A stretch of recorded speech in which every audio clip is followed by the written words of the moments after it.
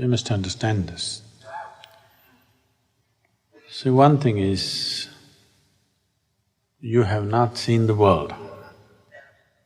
You have only seen it the way it's reflected in the mirror of your mind. Yes? You're not seeing the world as it is. You're seeing it in the mirror of the human mind as it is distorted in a particular way. If you were a grasshopper, you would be seeing the world very differently. If you were some other creature, you would be seeing the world very differently.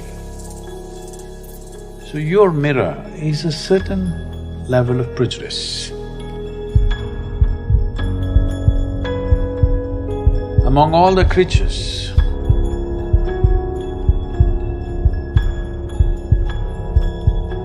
what evolution means is, on one level, your mirror is fairly more plain compared to the mirrors that other creatures hold in their mind.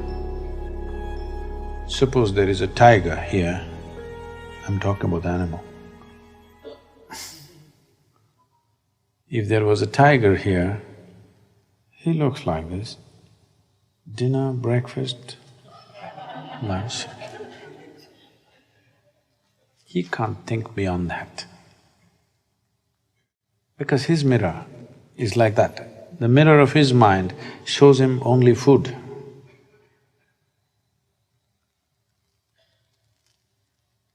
Compared to other creatures, a human being has a better leveled out mirror, but it can get distorted depending upon the varieties of identifications and prejudices we gather with life. If you're very strongly identified with something, then you don't see things as they are.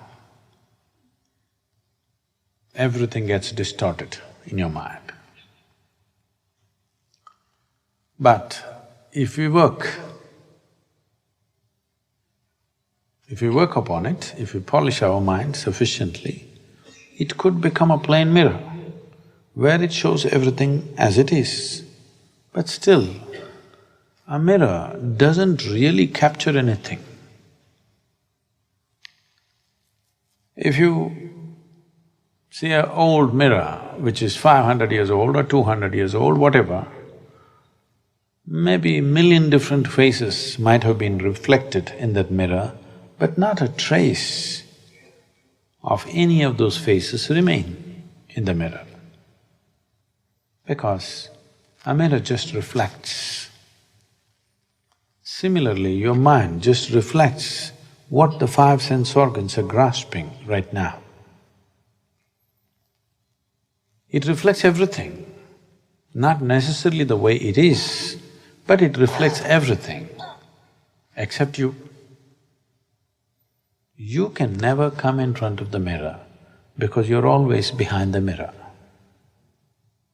You can never come in the front face of the mirror, you're only in the rear side of the mirror.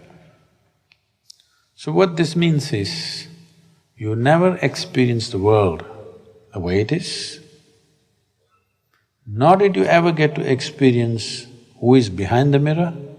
Entire life goes just seeing many images that come in the mirror which don't leave a trace on it. This is the reason why over 80% of the people, the moment of death, if you watch them carefully, you will see they're bewildered. Because only when it begins, when that moment comes when it's going to be ending the way you know it, suddenly you realize you never lived it. You never got started, already these guys are saying it's over.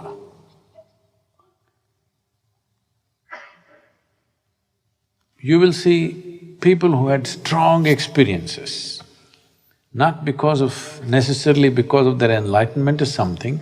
Let's say they had very strong experiences in terms of very powerful situations or events in life, maybe wars and revolutions and extreme situations, even accidents, extreme situations where there was no room to think, there just was a big drama happening, where in many ways the mirror of the mind broke and something more happened for whatever reasons. Either pleasant or unpleasant, it doesn't matter. You will see only such people will either die in joy or in pain. All others die bewildered. Even if there is physical pain due to some ailment or some bodily state, when that moment comes, you will see this confusion because suddenly you realize the last moment you never got started and it's getting over. So either you must see the creation as it is, or you must experience the one behind the mirror. If both these things don't happen, all you watch was what are the reflections on the mirror, this is not life. There is no purchase to life, there is no roots to life, it's just passing. The activity of the mind and the activity of the body is the only satisfaction most people have because they do not know the bliss of their being.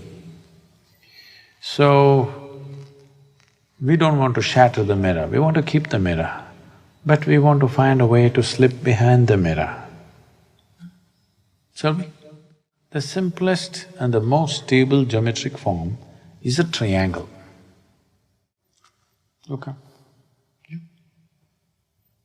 Yeah, put the dog things down.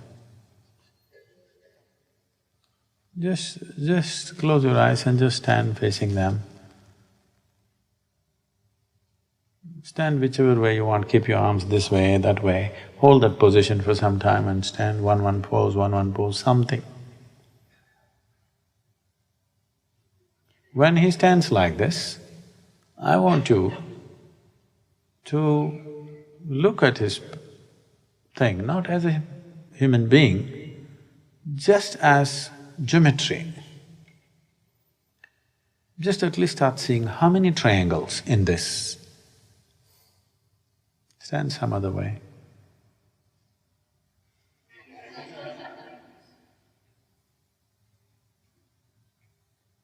Some other way.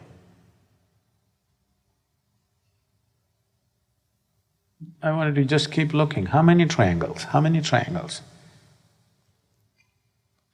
This simple form of a man standing, how many triangles can you break it into?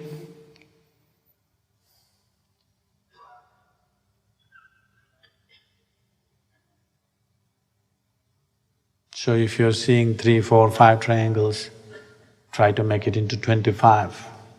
If you're seeing 25, try to make it into 50. If you're seeing 50, try to make it into 500. Like this, make it into more and more and more. Let me see.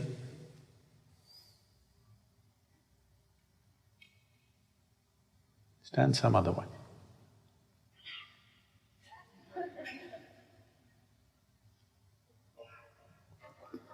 Just stand bending some other way.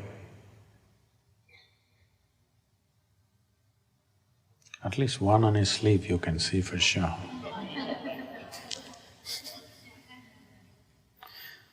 Okay. Now,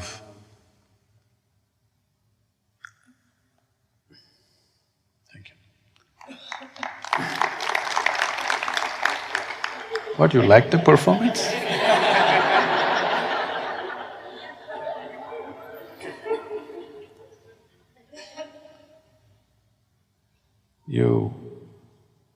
You must understand that the most fundamental form of geometry is a triangle, and it's the most stable form. All chakras are triangles. Everything, inside everything, fundamentally you can break it down into a triangle, every shape and every form. The more distinctly you can cover a certain space, when you see this body, if you can fill every millimeter with a triangle, you're beginning to understand the geometry of that particular form.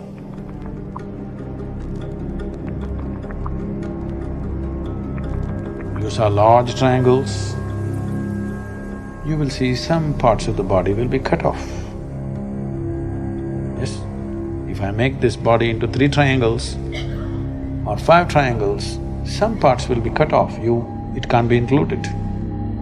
And some empty spaces where there is nothing will be inside. So if I have to make this completely occupied by triangles, I will have to make it into 10 million triangles. It will need that much attention to be able to break this into millions of triangles. If you break it down like this one need not do as technically as I'm saying, but in some way, only if this happens, will you have a vivid imagination that when you imagine something, it's as real as real. This you're doing better when you're asleep than when you're awake. If you see a flower or a man or a woman or an elephant or a rhinoceros, you see it very clearly in your dream, isn't it?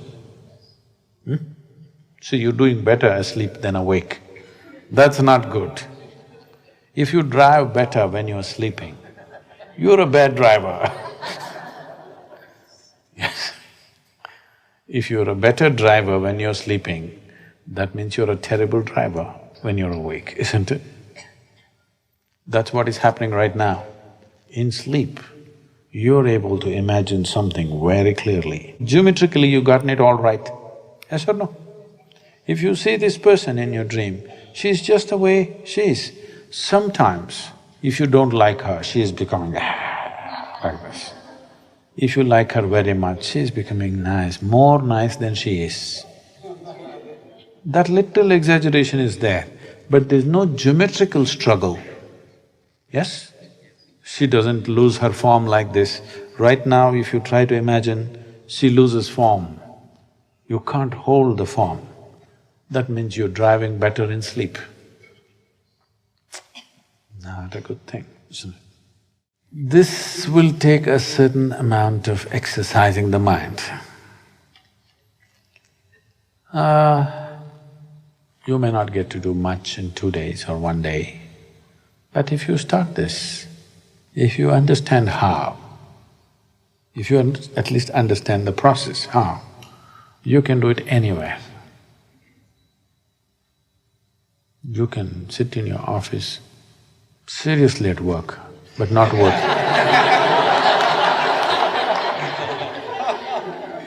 Not working. If you are sitting somewhere, anything, now you see this vessel, you can geometrically break it down into 1,000,000 pieces and put it back. If you exercise your mind like this, it'll become in such a way that you can make it do what you want. Don't get hasty and start asking for this, that, everything. Unfortunately, it may happen, but you will mess yourself up very badly. So, this is not about creating what you want. This is not about having. This is towards being. Can you maintain this discipline? Just because you have some kind of capability, you will not start asking, what is that, $1.2 billion lottery? What? Rollerball, huh? Powerball. So Powerball, Powerball, Powerball.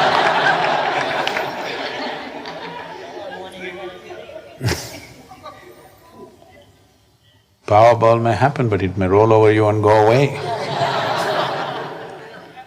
I'm saying this is not for that kind of purpose. This is to have mastery over the mind so that it will allow you to go behind it, so that you don't spend your entire life just looking at the reflections on the mirror of your mind. You begin to taste life for what it is. Well, we are doing practices already. Shambhavi is a simple and beautiful way to do it.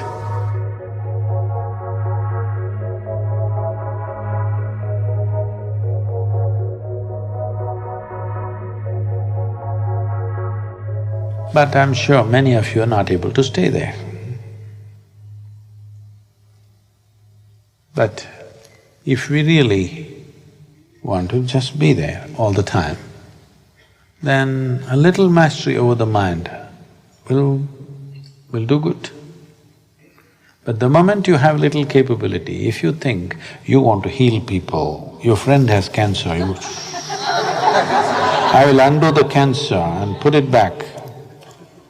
You may be able to, but you will be a disaster for yourself and for the world, because this is not to be used like that. This is not in that direction at all. This is just to give you an access to something more than your mind in your life. Right now, it's all this bloody stupid mind, that's all you have experiencing, thought and emotion, thought and emotion, thought and emotion. These are just images on the mirror, has no significance, has no depth, it's two-dimensional, just a reflection. Entire life is going, seeing the reflections of life. Not good way to spend life, isn't it? So, this is not another trick that you exercise in the world. This is something that you do within yourself so that you are able to slip behind the mind. You have enough mastery over the thing. If you focus, it'll open up holes and one can go. Well, those of you who have easier way to do, you must be popping some pills and stuff to do it. It may happen. That's the biggest problem. It may happen sometimes, but then you can't fix the hole in your mind after that. That's the only problem. Here it's not like that. You become so fine, you pass through the mind, even the mind doesn't know you pass through. To keep it so subtle, it needs lots of work. I started very early. I started when I was 3.5, 4 years of age. Took hours and hours and hours of focus. I don't know how much your life is worth. Pay that much attention. If you think it's worth 1 minute, 1 minute. If you think it's 1 hour, 1 hour. If you think it's worth 24 hours, 24 hours, whatever you'll see. One who is only watching the reflections of his mind, nothing will change. Punarapi jananam, punarapi maranam. Endless cycles will go on, but nothing will change, because nothing changes on the mirror.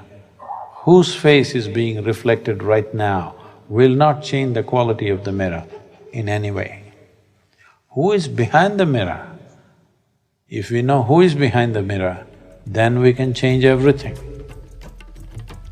Then we can even make the mirror turn around and turn inward completely.